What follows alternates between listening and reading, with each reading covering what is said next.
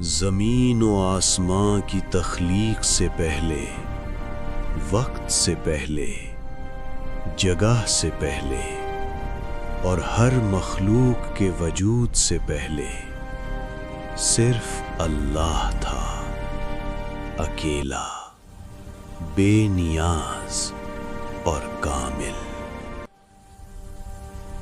پھر اللہ تعالیٰ نے اپنی لامحدود حکمت سے ارادہ فرمایا کہ زمین پر ایک ایسی مخلوق پیدا کی جائے جو شعور رکھتی ہو، اختیار رکھتی ہو اور امتحان کے ساتھ زندگی گزارے۔ قرآن ہمیں بتاتا ہے کہ اللہ تعالیٰ نے فرشتوں سے فرمایا، میں زمین میں ایک خلیفہ بنانے والا ہوں۔ یہ وہ لمحہ تھا جہاں سے انسانی تاریخ کا آغاز ہوا۔ فرشتوں نے سوال کیا، اعتراض نہیں بلکہ سمجھنے کے لیے، کیا ایسی مخلوق پیدا کی جائے گی جو زمین میں فساد کرے اور خون بہائے؟ اللہ تعالیٰ نے فرمایا، میں وہ جانتا ہوں جو تم نہیں جانتے۔ یہ صرف جواب نہیں تھا، یہ تقدیر کا فیصلہ تھا۔ اللہ تعالیٰ نے آدم علیہ السلام کو مٹی سے پیدا فرمایا اور صحیح احادیث کے مطابق مختلف قسم کی زمین سے۔ اسی لیے انسان رنگت میں مختلف ہیں، مزاج میں مختلف ہیں اور فطرت میں مختلف۔ جب آدم علیہ السلام کا جسم مکمل ہو گیا مگر اس میں روح نہیں تھی، پھر اللہ تعالیٰ نے اپنی روح پھونکی۔ یہ انسان اور رب کے درمیان پہلا مکالمہ تھا، شکر اور رحمت کا رشتہ۔ اللہ تعالیٰ نے آدم علیہ السلام کو علم عطا فرمایا، ہر چیز کے نام سکھائے۔ پھر ان چیزوں کو فرشتوں کے سامنے پیش کیا اور فرمایا، اگر تم سچے ہو تو ان کے نام بتاؤ۔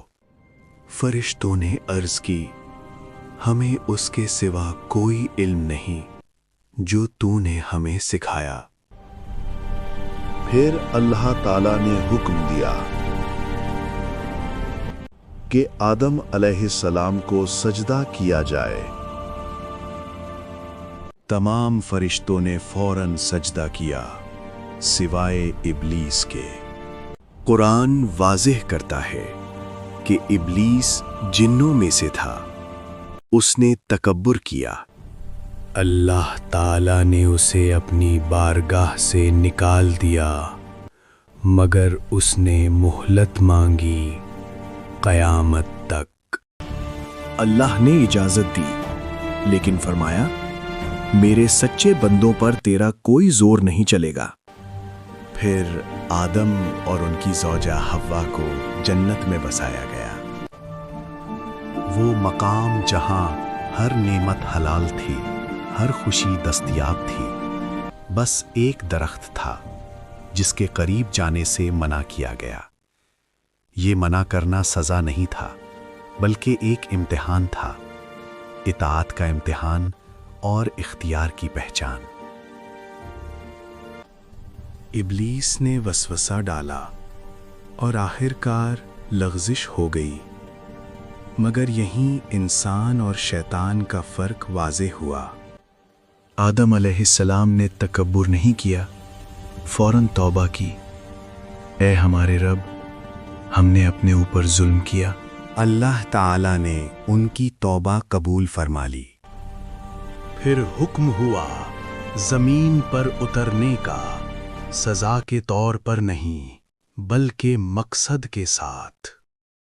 زمین امتحان گاہ بنی اور انسان خلیفہ۔ یہی انسان کی اصل کہانی ہے، تخلیق۔ عزت، آزمائش، لغزش اور پھر توبہ۔